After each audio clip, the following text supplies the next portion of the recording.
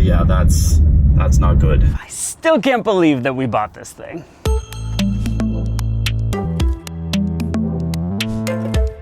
You see these 5 cars, they're all part of our 1-year road test program. We actually have about 20 cars, which we live with every day, just like you would. I'm gonna catch you up on some of the cars in our fleet, stuff that broke, stuff we love, stuff we hate, and some new faces, because we have some stories to tell. We're Edmunds, and we test hundreds of cars each year on the road and at our private track, so you get the most trusted reviews. If you want to know which car, truck, or SUV is the best, then stick with us. So I got a red turtle. There's something wrong with, yeah, that's not good. Now, despite what some of you may think, we take no joy in ragging on cars. We wanted the Charger to be good because we spent $85,000 on it, and it has not been good. A few months ago, my coworker Brent was driving this thing and he ran into just a few issues. Yeah, what started with some warning lights and a limp mode turned out to be something a lot more concerning. So I'm not actually touching the throttle. I don't have the accelerator at all. Like, it's accelerating. I'm going 37, 38. Can you see the speedometer? I was at a stop sign and I lifted off the brake pedal and it started to creep forward like you would expect. But then it kept going and gaining speed. I did not have my foot on the accelerator pedal and nothing else was activated.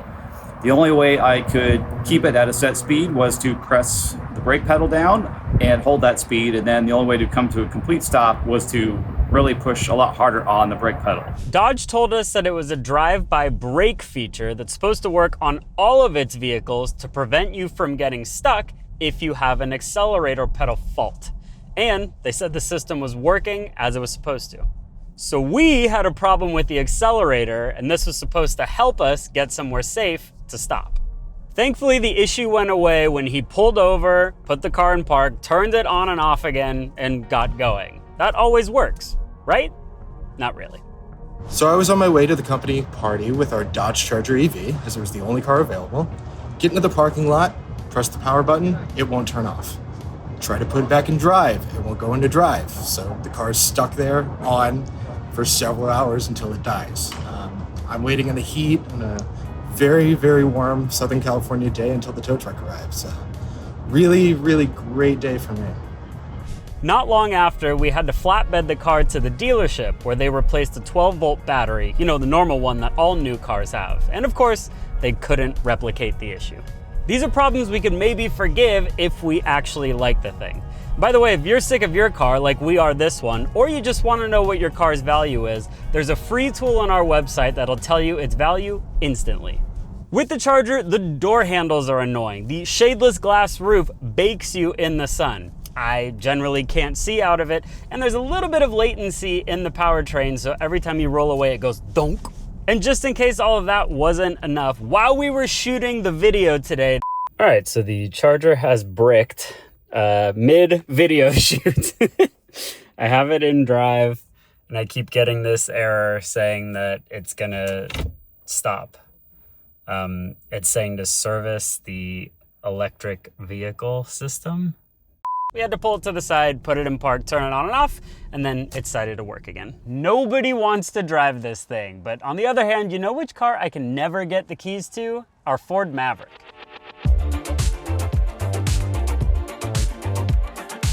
So our newest pickup, we have 4 of them by the way, is the smallest, it's the cheapest, and it's maybe the best of the bunch because everybody loves the Maverick. Look, it's not as cheap as it was when it first launched, but given the market today, the Maverick is still a pretty incredible value for a little truck. It's useful, it's comfortable, it's got a big modern screen. Our hybrid is really fuel efficient and it drives really smoothly. You know, I was trying to think about features that I would want for the money. I like cooled seats, I like premium audio, but I don't need them. And if you're trying to find the best price on a Maverick, or anything else for that matter, it's easy to find on our site. The fuel economy was a big draw for us, especially because 2025 is the first model year that Ford has offered the hybrid Maverick with all-wheel drive. And so far, this compact pickup has not disappointed. I had the pleasure of driving this little truck around all over Southern California for the 4th of July weekend. And between the traffic, freeways, city streets, and blasting the AC the whole time to stay cool, it still managed 35 to 40 miles per gallon. I can't think of another car in our year-long test fleet that is this capable but uses such little gas. Now, of course, the Maverick is not perfect. These seats are not super comfortable, especially if you're going on a long drive. And when we need to do actual truck stuff, we normally default to one of our bigger pickup trucks that has more space in the bed. But I am excited to have this for another 9 months or so. I just wish I could say the same thing about our 4Runner. Now, looking at these two behind me, which one do you think has more rear legroom? If you guessed the Toyota, you'd be wrong.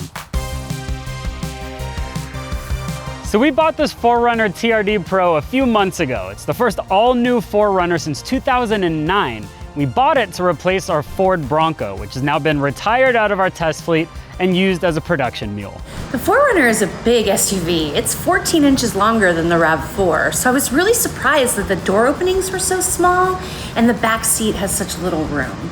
So kids probably won't mind, but older adults and people with limited mobility might have issues getting in and out. It's also just not a very pleasant car to drive. Oof. I feel like every little vibration, every little bump in the road is coming up into the cabin.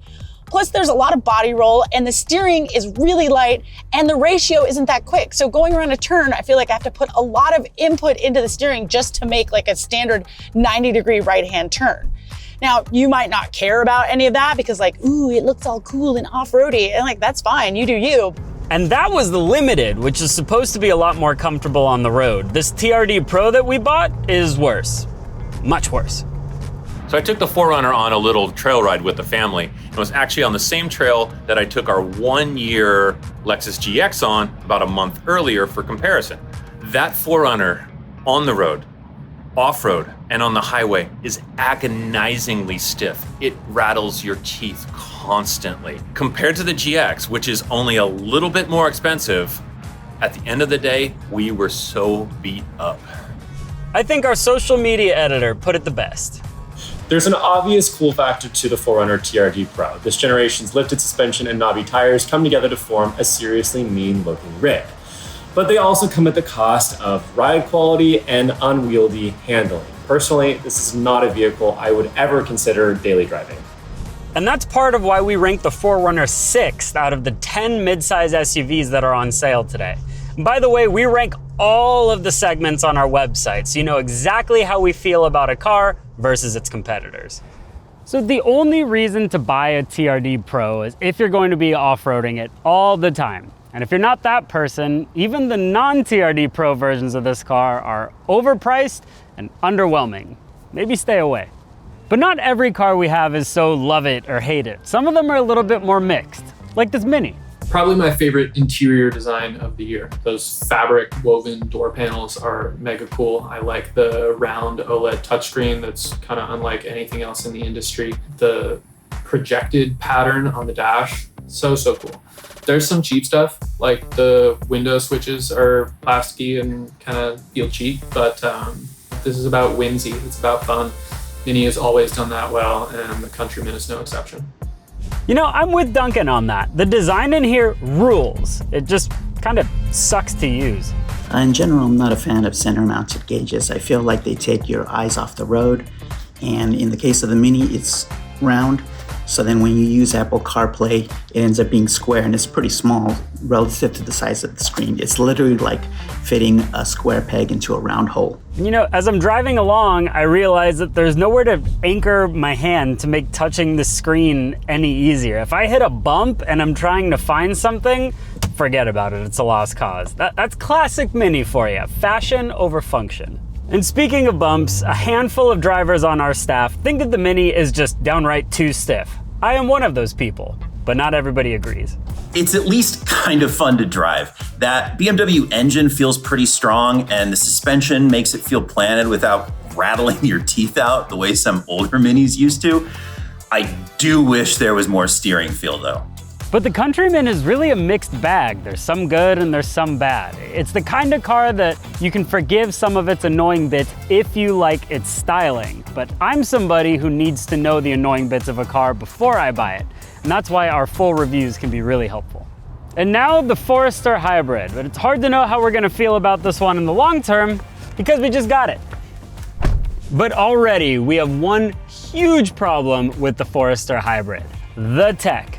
And that's because this infotainment screen, which you have to use for pretty much everything, is the slowest, least responsive, worst resolution, just bad all the way around that you can have. It's big, but it feels like Subaru was only concerned with the size of the screen and not how you actually operate it or get to use it for anything. I'm gonna say this, I think this is the worst infotainment system in the entire industry right now. Now, we have some people with some heavy feet on staff, but at least so far, the Forester has not lived up to its claim of 35 mpg combined. Now, we track fuel economy on this and all of our one-year road test cars, so we'll keep you posted. But other than that, if you want a Forester, the Hybrid is the one to get. It's smoother, quicker, and quieter than the gas-only version. And the suspension is more comfortable, and the interior is really nicely put together.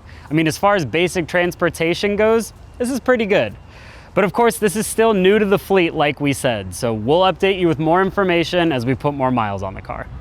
And before I let you know what's on the way, if you have any questions or if you think that there's anything we missed, or if you like this video format, let us know in the comments. We read them, I promise. And if this video was helpful to you in any way and you want to help us out a little bit, a like and subscribe goes a long way. There's a lot on the calendar coming up for our one-year road test cars. The Mustang Dark Horse that we supercharged will be returning to Edmunds U-Drags to seek redemption, and our Volkswagen ID Buzz should be coming in very soon. And of course, much more beyond that. But for now, thanks for watching.